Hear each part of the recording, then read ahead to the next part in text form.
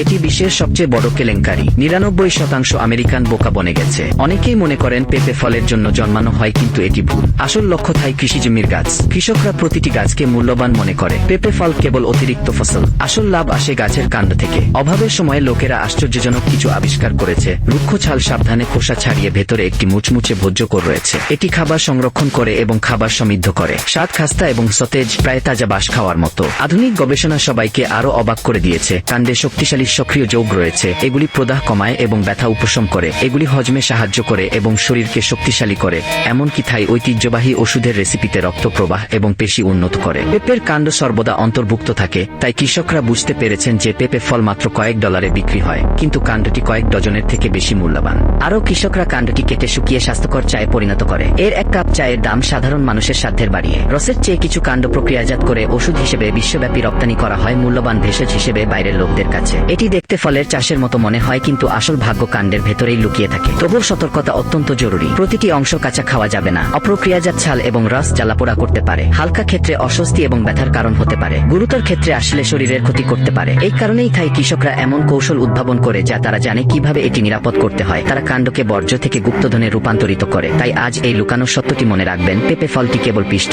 আসল অর্থ কাণ্ডের মধ্যেই থাকে।